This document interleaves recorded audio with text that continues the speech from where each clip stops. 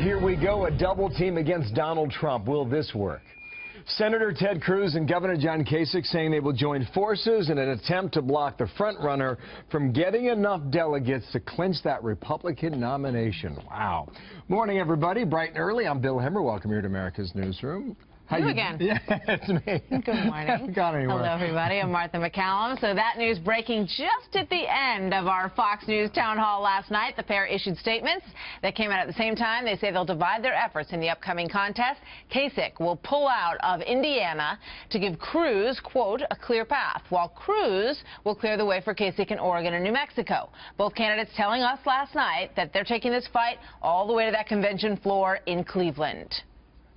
We are likely headed to a contested convention where nobody gets to 1237. What's going to happen then? I'm going to come in with a ton of delegates. Donald Trump is going to come in with a ton of delegates. And one of the two of us is going to be the nominee. And it's going to be a battle to see who can earn the support of a majority of the delegates who have been elected by the people. We're going to an open convention. I have been saying it for 2 months. People were saying he doesn't know what he's talking about.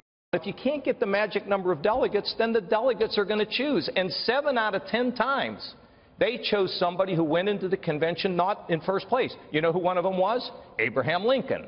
So look, the delegates are going to make a decision about who they think can be president. Well, meanwhile, Donald Trump blasting both of his rivals. This in a tweet, quote, wow.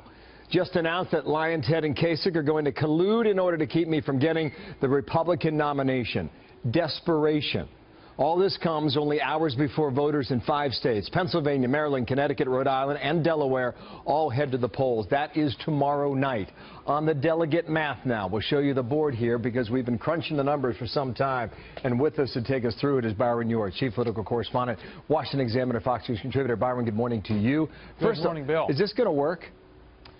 Well, it's a gamble. It's a real gamble. You got to look at the context.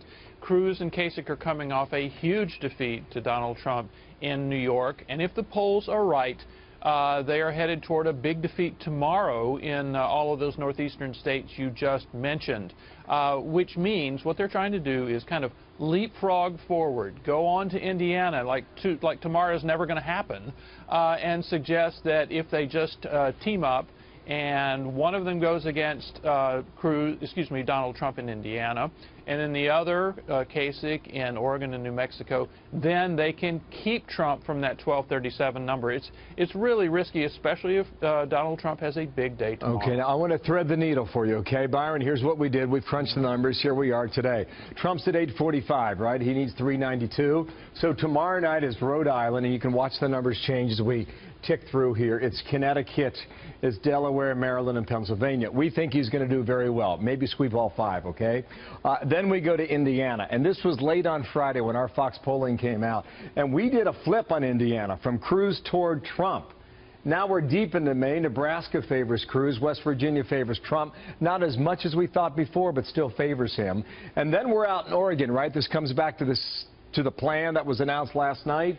We think that still favors Trump a little bit, Cruz in Washington State. And now we're in the month of June.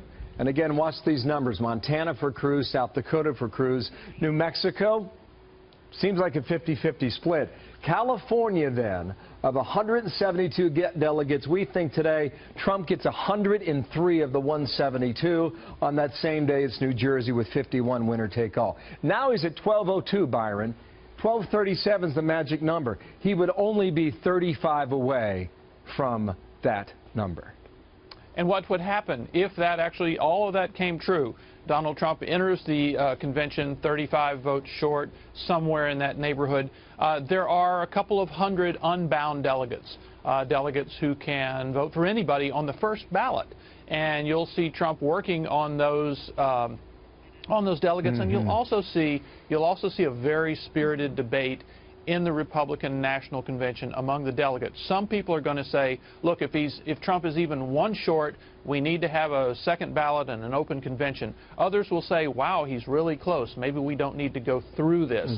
Not sure who's going to win that one. Thank you, Byron. Byron York there in Washington, D.C. I just want to share our viewers what happens if this Cruz Kasich alliance works. In Indiana, maybe we flip it back and watch what the number does. Delegates needed 35. It goes up to 68. Maybe they're right in Oregon. If you change that and give it to Cruz or Kasich, it goes up to 70. So you see the strategy at play here. But whether or not it works is something to be determined over the next 6 weeks, Martha. Yeah.